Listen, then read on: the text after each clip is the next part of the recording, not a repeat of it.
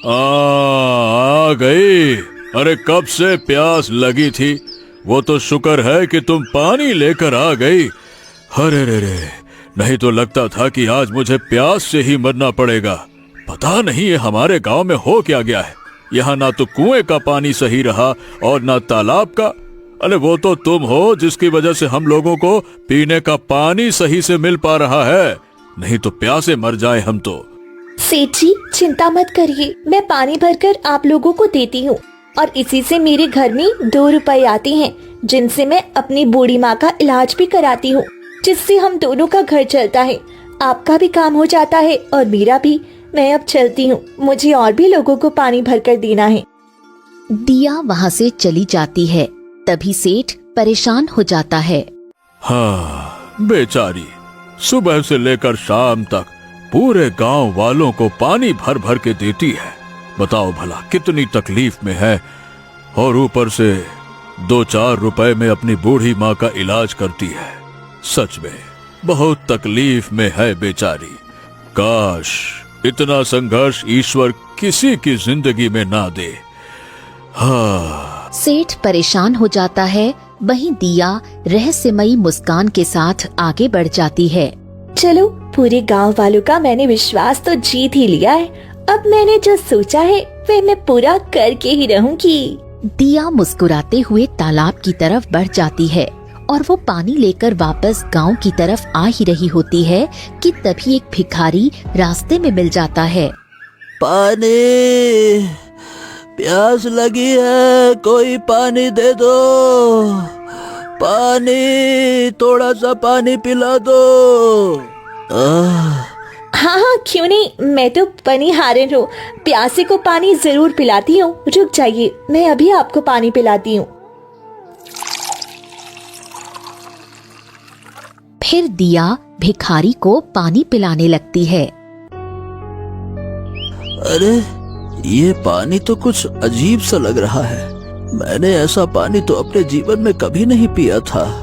अच्छा खैर जाने दो, शायद मुझे प्यास लगी है, इसीलिए मुझे पानी का स्वाद ऐसा लग रहा है, और पी लेता हूँ। वो और पानी पी लेता है। आप कहाँ जा रहे हैं? हाँ वही पास के गांव में जा रहा हूँ, और कहाँ जाऊंगा। थोड़ा आप मुझे भी साथ में छोड़ देंगे, क्योंकि मुझे भी पानी देने गांव की तरफ जाना है और रास्ते में घना जंगल पड़ रहा है, तो मुझे थोड़ा डर लग रहा है। वैसे तो मैं किसी से नहीं डरती, परंतु कभी कभी डर भी जाती हूँ। हाँ हाँ क्यों नहीं। अरे तुमने मुझे पानी पिलाया है तो मैं तुम्हारी मदद क्यों नहीं करूँगा। चलो मैं तुम्हें पास के गांव तक छोड़ देता हूँ, चलो चलो। फिर भिखारी आगे आगे चलने लगता है। पीछे से दिया मुस्कान के साथ उसके साथ चलने लगती है। कुछ ही देर में वो दोनों घने जंगलों में पहुंच जाते हैं। ये क्या, तुम तो गांव की तरफ जाने वाली थी, ये घने जंगलों की तरफ हम क्यों आ गए हैं? ये क्या चक्कर है? घने जंगल में भी एक झोंपड़ी है, उन्हें भी मैं पानी देती हूँ, क्योंकि मैं एक पनिहारन हूँ ना, तो सबको पानी देने का काम करती हूँ। बस थोड़ा ही दूर है। फिर दोनों एक पहाड़ी के पास जाकर खड़े हो जाते हैं।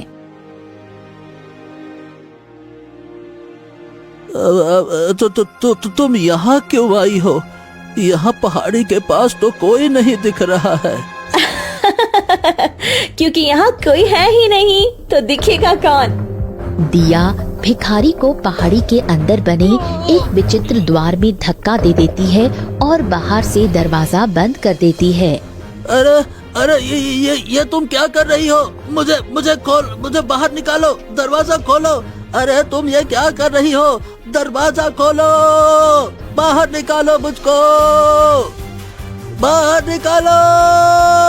भिखारी अंदर से दरवाजा पीटने लगता है। वहीं बाहर दिया खड़ी रहस्यमयी तरीके से मुस्कुराने लगती है। इसे लगाकर मैंने 16 लोगों को इकट्ठा कर लिया है। अब मेरा काम पूरा हो गया। फिर दिया अपने पुराने सच में डूब जाती है। दिया अपने पुराने दिनों को याद करने लगती है।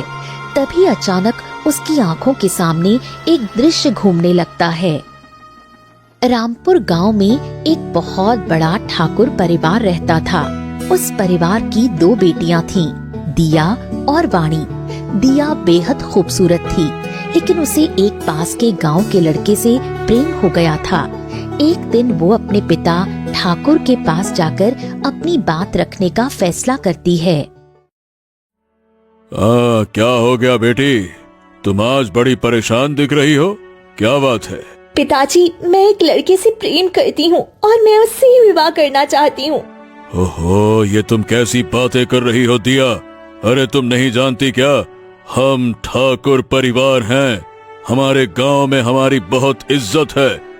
हमारी मूंछ पर दिया गया ताव, अगर हमने मूंछ पे हाथ फेर दिया तो लोग सर झुका देते हैं। इतनी इज्जत है हमारी, और हम किसी ऐरे गहरे नत्थु गहरे से तुम्हारी शादी कर दें क्या? नहीं, ऐसा हरगिज नहीं होगा। भूल जाओ उसे तुम। नहीं पिताजी, मैं उससे बहुत प्रेम करती हूँ और मैं उसे कभी नहीं भूल सकती। मैं उससे विवाह करना चाहती हूँ। आप मेरी शादी उससे करवा दीजिए ना। देखो, हम ठाकुरों को अपनी बेटी से ज्यादा अपनी इज्जत प्यारी होती है।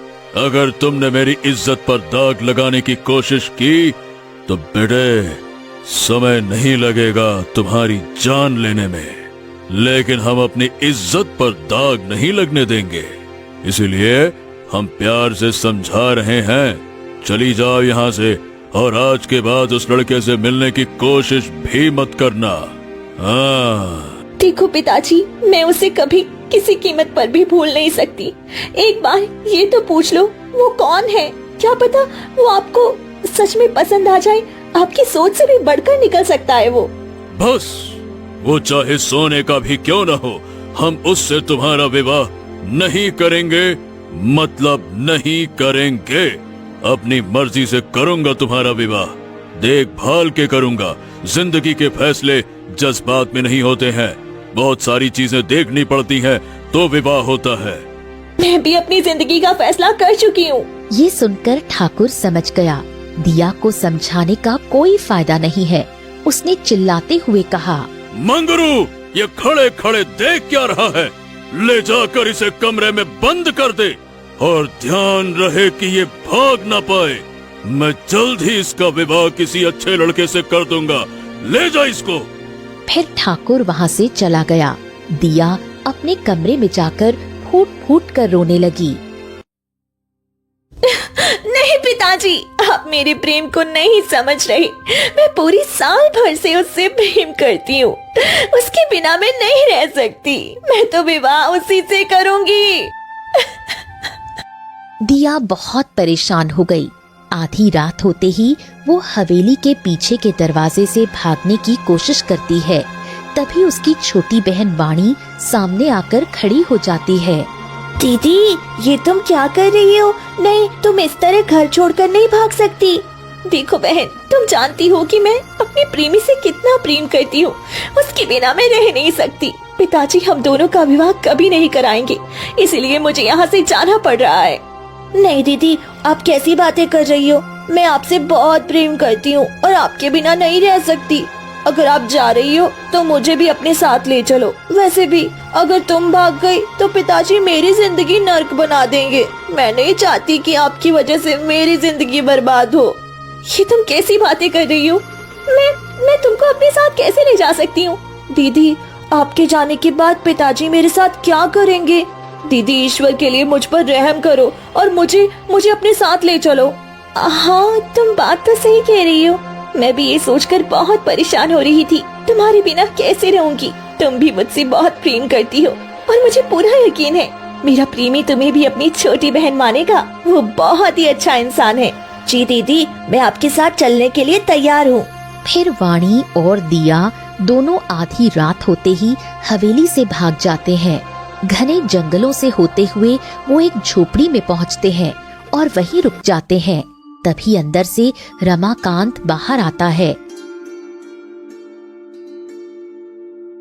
रमाकांत, देखो मैं सब कुछ छोड़कर आ गई हूँ। अपनी हवेली, अपने पिताजी और अपनी पूरी सुख सुविधा को छोड़ दिया है। मैं तुमसे बहुत प्रेम करती हूँ। अब तुम मुझसे विवाह कर लो। रमाकांत कुछ नहीं बोलता और बस मुस्कुराने लगता है। तभी उसकी नजर वाणी पर पड़ जाती है। ये बताओ, ये तुम्हारी छोटी बहन है क्या? हाँ, ये मेरी बहन है। तुम्हारी बहन तो बड़ी ही खूबसूरत है। वाह, अद्भुत अद्भुत। इतनी खूबसूरत लड़की तो मैंने पहले कभी नहीं देखी। देखो, ये सब बातें छोड़ो। तुम जानते हो ना कि मैं तुमसे कितना प्रेम करती हूँ, लेकिन मेरी बहन भी मुझसे बहुत प्रेम करती है और मैं इसे छोड़ नहीं पाई, इसीलिए इसे साथ ले आई हूँ।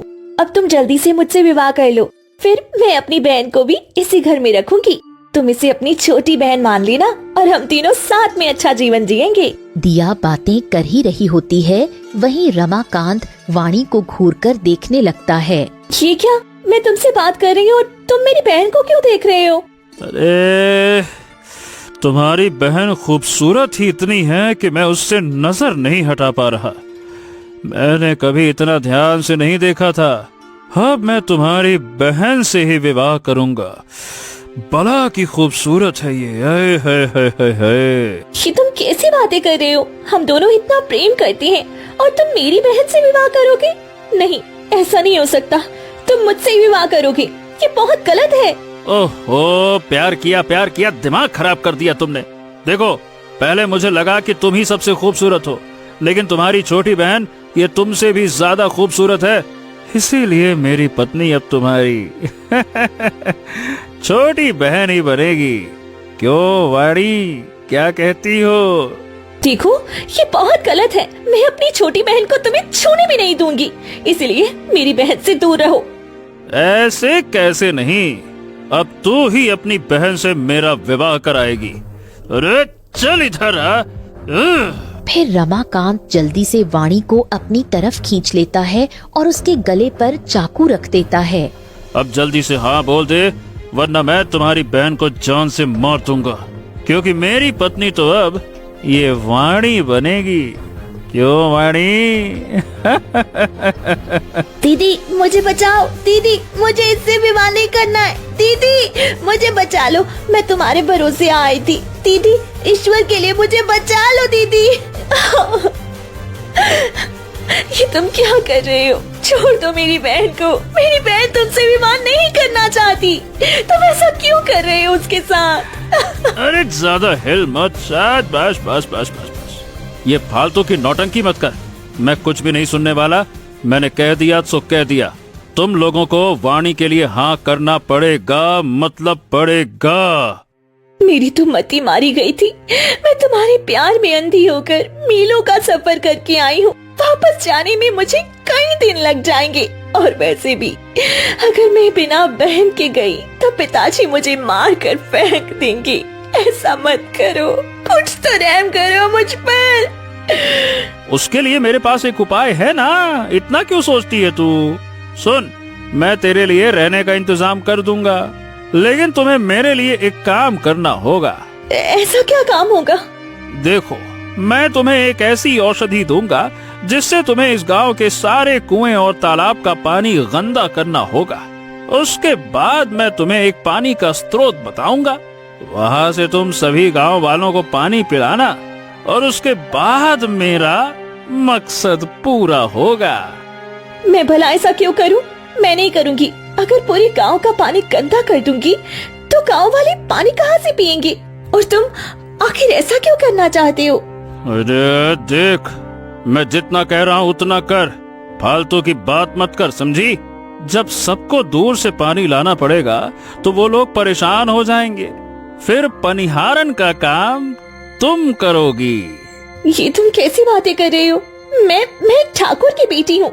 मैं पनिहारन का काम क्यों करूँगी? और गांव वाले इतने मूर्ख नहीं है कि बाहर की लड़की पर भरोसा कर ली। वह मेरे नाम पता जरूर पूछेंगे। उसका भी इंतजाम कर लिया है। गांव के बाहर एक झोपड़ी है, वहाँ एक बूढ़ी औरत रहती है। मैं उसे कुछ धन दे दूंगा, वो तुम्हारी माँ बन जाएगी। गांव वालों को यही लगेगा कि तुम अपनी बीमार माँ का इलाज कराने के लिए पानी भरती हो। फिर किसी को भी तुम पर शक नहीं होगा। जब सब तुम पर भरोसा करने लगेंगे, तब मेरा काम पूरा होगा। पर ये तो बहुत गलत है, मैं ऐसा कभी नहीं करूँगी। नहीं दीदी, ऐसा मत करो, मुझे बचा लो, मुझे मरना नहीं है। दीदी मेरी रक्षा करो दीदी, मैं आपसे कितना प्रेम करती हूँ और आप मुझे मरते हुए कैसे देख सकती हो दीदी। ठीक है, तुम मेरी बहन को कुछ मत करना, मैं ये करने के लिए तैयार हूँ। मैं आज ही पूरी गांव के कुएं और तालाब का पानी गंदा कर दूंगी, बस मेरी बहन को कुछ मत करना। ये हुई ना बात। अय है, अब तुम कहलाई मेरी अच्छी प्यारी दिया। चलो, अब तुम बहुत होशियार हो गई हो। अरे चलो चलो चलो, अब जल्दी से जाओ जाओ जाओ जाओ जाओ जाओ जाओ। अरे रुको रुको, पहले औषधि तो लेती जाओ। ये लो, जितने भी कुएं और तालाब है उनमें थोड़ा थोड़ा डाल देना। इससे पूरे गांव का पानी नीम की तरह कड़वा हो जाएगा, कोई भी उसे पी तो पाएगा नहीं। फिर तुम जो पानी दोगी उसका स्वाद सबको अच्छा लगेगा। चलो चलो चलो चलो, भाग के जाओ जाओ जाओ जाओ। दिया ना चाहते हुए भी वो औषधि लेकर वहाँ से निकल पड़ती है। वो गांव के सभी कुएं और तालाब में वो औषधि डाल देती है। मुझे माफ कर दो गांव वालों, मैं क्या करूं, मैं मजबूर हूँ। पानी सबका जीवन है और आज मैं अपने हाथों से उससे जहरीला बना रही हूँ, मुझे माफ कर दो। फिर दिया रोते हुए तालाब का पानी गंदा कर देती है। ऐसे ही 2 दिन बीत जाते हैं। पूरे गांव में अफरा तफरी मच जाती है। सभी गांव वाले चौपाल पर इकट्ठा हो जाते हैं। कुएं और तालाब का पानी इतना कड़वा हो चुका होता है कि कोई पी नहीं पा रहा था। मुखिया सबकी परेशानी देखकर चिंता में पड़ गया। अरे ये क्या हो गया, ये हमारे गांव में इतनी बड़ी समस्या आ गई। कुएं और तालाब का सारा पानी ये एकदम नीम जैसा तीखा कैसा हो गया। ओहो, थू थू थू थू थू थू। सच में मुखिया जी, आप बिल्कुल ठीक कह रहे हैं। मेरे परिवार वालों ने तो 2 दिन से ढंग से पानी तक नहीं पिया। हम लोग घने जंगलों से जाकर एक घड़ा पानी लेकर आए हैं। भला अब इस तरह से कब तक चलेगा, बताइए भला। हमारे गांव की समस्या दिन प्रतिदिन बढ़ती ही जा रही है। अब हम लोग पानी कैसे पिएंगे? वही तो, ये तो मुझे भी समझ में नहीं आ रहा है। आखिर हमारे कुएं और तालाब का पानी इतना तीखा कैसे हो गया, जैसे किसी ने उसमें पूरा नीम का पेड़ ही डाल दिया हो। इतना कड़वा लग रहा है कि पीने लायक तक नहीं बचा। हाय। तभी बीच में दिया घूंघट में उठती है और सबके सामने बोलती है। मुखिया जी, अगर आप कहे तो मैं घने जंगलों से पानी लाकर पूरे गांव वालों को पिला सकती हूँ। अरे तुम भला पूरे गांव वालों को पानी कैसे पिला सकती हो, अकेली होकर वो भी? अच्छा ये बताओ पहले कि तुम हो कौन? माने कि आज से पहले तो तुमको कभी नहीं देखा। हमारे गांव में तुम नई नई लग रही हो। मुखिया जी, मैं गांव के बाहर एक झोंपड़ी में रहती हूँ अपनी बूढ़ी माँ के साथ। मेरी माँ बहुत बीमार है और मेरे पास ढंग का कोई काम भी नहीं है। गांव की ये पानी वाली समस्या बहुत बड़ी है, इसलिए मैं सोच रही हूँ कि क्यों ना मैं ही सबको पानी पिलाऊं। वैसे भी मैं ज्यादा पैसे नहीं लूंगी, बस एक ही सिक्का काफी है। दिन भर में जिस घर में जितना पानी लगेगा मैं देने के लिए तैयार हूँ। हैं? हाँ, ये बात तुम ठीक कह रही हो। वैसे भी हमें पनिहारन रखना ही पड़ेगा।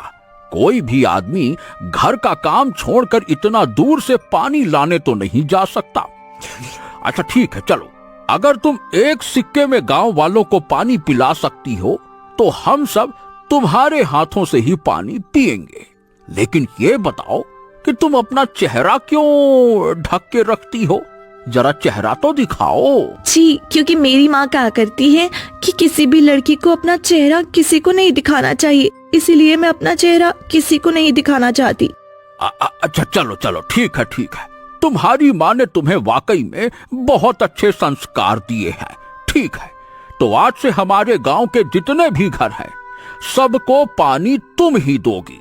इससे तुम्हारा भी भला होगा और हमारे गांव का भी भला होगा। ठीक है, चलो ठीक है।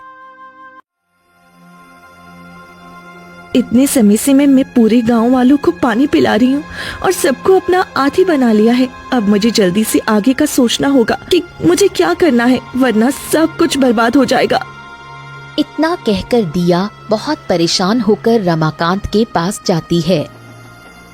आओ आओ आओ दिया, आओ, बताओ कैसे आना हुआ?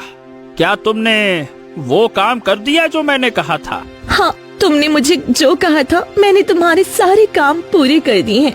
मैंने पूरे गांव वालों को तुम्हारा दिया हुआ जल पिलाया है, जिससे सभी को मुझ पर यकीन हो गया।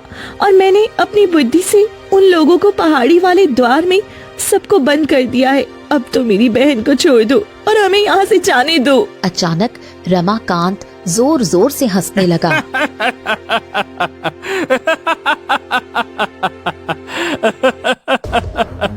हंसते हंसते अचानक वो अपने असली बूढ़े रूप में बदल गया, जिसे देखकर दिया घबरा गई। ये क्या, तुम अभी तो इतने खूबसूरत और नौजवान थी, अचानक इतने भयानक कैसे हो गए?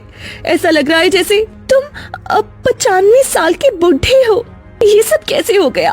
तुम्हारे लिए मैंने अपने पिताजी, अपनी हवेली और सारी सुख सुविधाएं छोड़ दी, और अब तुम इतनी बदसूरत कैसे हो गए? क्या तुम कोई जादूगर हो? नहीं, मैं कोई जादूगर नहीं हूँ। जो देख रही हो यही मेरा असली चेहरा है और यही मेरी असली उम्र है। तुमने जो कुछ देखा था वो सब कुछ पलों का भ्रम था।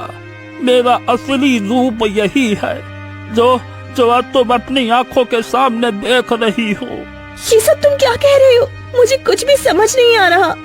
सुनो, ये उस समय की बात है जब मैं रोज तालाब के किनारे बैठकर पानी में अपनी परछाई देखा करता था और अपने बुढ़ापे को देखकर घबरा जाता था।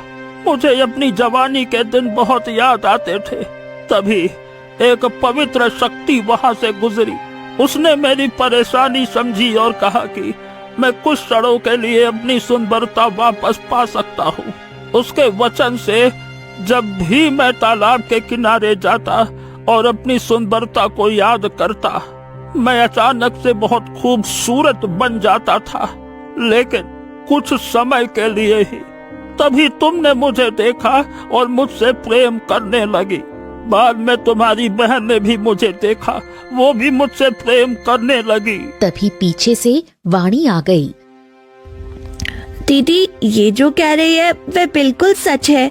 मैं आपसे पहले इनसे प्रेम करती थी। एक दिन जब मैं तालाब के किनारे से गुजर रही थी तो इनकी सुंदरता देखकर मोहित हो गई।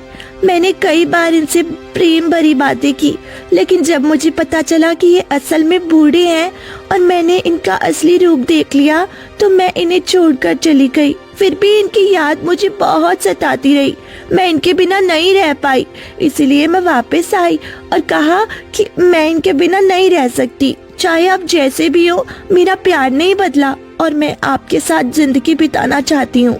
अगर तुम इनके साथ पहले से थी तो फिर तुमने मुझे इतने सालों तक गुलामी जैसा काम क्यों करवाया? तुम मेरी बहन होकर मुझे धोखा क्यों दी?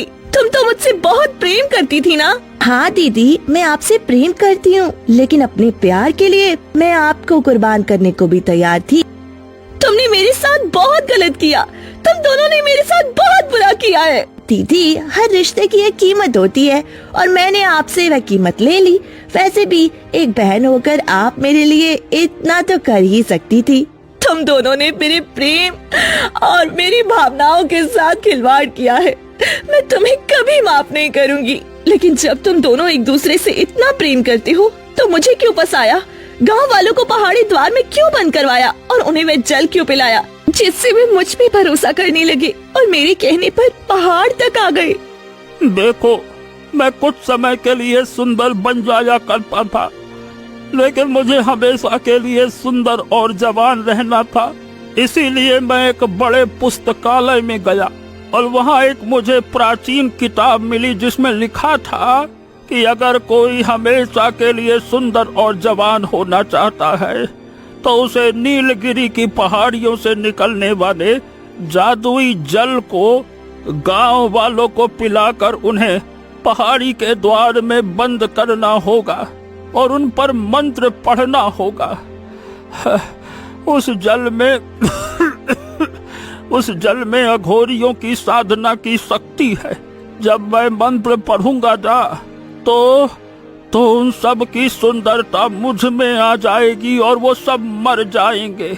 मुझे पूरे 16 गांव के जवान लोगों की सुंदरता चाहिए थी और तुमने वो काम पूरा कर दिया। अब बस थोड़ी देर में मैं मंत्र पढ़ूंगा और हमेशा के लिए जवान बन जाऊंगा और तुम मेरे किसी काम की नहीं हो। यहाँ से चली जाओ यहाँ से, तुम मेरे किसी काम की नहीं हो, चली जाओ। तुम लोग बहुत गलत कर रहे हो। अपनी सुंदरता के लिए इतने लोगों की जान नहीं ले सकते। मैं ऐसा नहीं होने दूंगी, चाहे मुझे अपनी जान ही क्यों ना देनी पड़े। दीदी, आप कुछ नहीं कर सकती। इतने सालों से आपने हमारे लिए सिर्फ काम ही किया है। अब यहाँ से चली जाओ। अगर आपने एक शब्द और कहा तो हम आपको जान से भी मार सकते हैं, लेकिन आपने हमारे लिए इतना किया है इसीलिए आपको छोड़ रहे हैं। जहाँ जाना है चली जाओ, हमारी खुशियों के बीच मत आना। हाँ, तुम्हारी बहन मुझसे इतना प्रेम करती है इसीलिए मैं तुम्हें जिंदा छोड़ रहा हूँ, वरना अब मेरा काम निकल चुका है और मैं तुम्हें मार सकता हूँ। अब चली जाओ यहाँ से, चली जाओ। रमाकांत और वाणी जोर जोर से हंसने लगे और दिया फूट फूट कर रोते हुए घने जंगलों की ओर चली गई। नहीं, कुछ भी हो जाए, मैं उन दोनों को अपने मंसूबों पर कामयाब नहीं होने दूंगी। इतने गांव वालों की जिंदगी और मौत का सवाल है। मुझे किसी भी तरह उसे हमेशा के लिए खत्म करना ही होगा, चाहे रास्ता कितना भी मुश्किल क्यों ना हो। दिया परेशान होकर जा रही होती है कि तभी एक बूढ़ी औरत झोपड़ी के बाहर बैठी होती है। दिया परेशान होकर उसके पास चली जाती है। क्या हो गया बेटी, तुम बहुत परेशान दिख रही हो। अम्मा, मैं क्या बताऊं, मैं बहुत परेशान हूँ। मुझे कुछ समझ में नहीं आ रहा कि मैं क्या करूँ। मैं जानती हूँ तुम क्यों परेशान हो, किस वजह से परेशान हो, ये मैं जानती हूँ। फिर दिया रोते रोते सारी बात बूढ़ी औरत को बताती है। हाँ, सच में तुम्हारे साथ बहुत गलत हुआ है, लेकिन इसे खत्म करने का एक ही रास्ता है। हाँ माँ, बताइए क्या रास्ता है, मैं उसके लिए तैयार हूँ। इसका एक रास्ता ये है कि थोड़ी ही दूर जाने पर तुम्हें एक बहुत बड़ा नीम का पेड़ मिलेगा। उसमें बुजुर्गों ने शक्तियों से एक सिद्ध की हुई तलवार छिपा रखी है। अगर तुम उससे रमाकांत को मारोगी तो वह मर जाएगा। लेकिन अम्मा क्या? लेकिन उस तलवार की शक्ति तभी जागृत होगी जब पहले किसी का खून उस पर लगेगा, यानी पहले किसी की कुर्बानी देनी होगी। ठीक है अम्मा, मैं कुर्बानी देने के लिए तैयार हूँ, क्योंकि मैं इतने लोगों को मरने नहीं दे सकती। मैंने ही उन्हें फंसाया था, मुझे ही उन्हें बचाना होगा। ठीक है, तो यहाँ से उत्तर दिशा की ओर चली जाओ, वहाँ वही पेड़ मिलेगा। उसके सामने एक मंत्र बोलना, तलवार बाहर आ जाएगी और फिर तुम्हें बिना डरे आगे बढ़ना होगा। बूढ़ी औरत दिया के कान में मंत्र बताती है। जी अम्मा, मैं बिल्कुल ऐसा ही करूँगी, आपकी बात कभी नहीं भूलूंगी। फिर दिया वहाँ से निकल पड़ती है। थोड़ी ही दूर जाने पर उसे एक बहुत बड़ा नीम का पेड़ दिखाई दिया। यही वह पेड़ है जिसके बारे में अम्मा ने बताया था। अब मुझे जल्दी से मंत्र बोलना होगा, बिना डरे और बिना रुके। दिया मंत्र पढ़ती है, तभी चारों तरफ तेज रोशनी फैलती है और पेड़ के अंदर से एक अद्भुत तलवार बाहर निकल आती है। अब बस कुछ ही क्षण और, फिर मैं सभी गांव वालों को उसके आतंक से मुक्त कर दूंगी, चाहे मुझे कुछ भी सहना पड़े। इतना कहकर दिया तलवार उठाती है और घने जंगलों से होते हुए गुफा के पास पहुंचती है, जहां पहले से ही रमाकांत साधना कर रहा था। रुक जाओ, अब तुम कुछ नहीं कर सकते। गांव वालों को छोड़ दो, वरना मैं तुम्हें जान से मार दूंगी। अरे तुम मेरा कुछ नहीं बिगाड़ सकती हो। अगर तुम बीच में आई तो मैं तुम्हें मार दूंगा। हर बार दया नहीं करूंगा। मुझे पता है कि तुम्हें कैसे मारना है। जल्दी से गांव वालों को छोड़ दो, अभी भी समय बाकी है। अगर अपनी जान की खैरियत चाहती हो तो यहाँ से चली जाओ। मैंने तुम्हें एक बार बख्श दिया, दोबारा नहीं बख्शूंगा। अगर तुम मेरी बात नहीं मानोगी तो अब देखो मैं क्या करती हूँ, फिर पछताने का मौका भी नहीं मिलेगा। फिर दिया तलवार उठाती है, अपने पेट में मार लेती है। ये देखकर रमाकांत जोर जोर से हंसने लगा। अरे तू पागल हो गई है क्या? मुझे मारने आई थी और खुद ही मर गई। वो मुश्किल से आगे बढ़ती है, उसकी आंखें बंद होने लगती हैं। ये तो बस शुरुआत थी, अब देखो मैं क्या करने वाली हूँ, तुम कुछ समझ भी नहीं पाओगे। दिया तलवार निकालकर रमाकांत के सीने में मार देती है और वो तड़पने लगता है। नहीं, मैं नहीं मर सकता। अरे, मुझे तो अभी जवानी भी पानी है, मैं ऐसे कैसे मर सकता हूँ? उस पवित्र शक्ति ने मुझे एक वरदान दिया था, एक दिन में कुछ पल ऐसे आएंगे जिससे मैं जो चाहूंगा वो कर लूंगा। और आज उसी पल में गांव वालों की जवानी छीन के मैं जवान बनना चाहता था।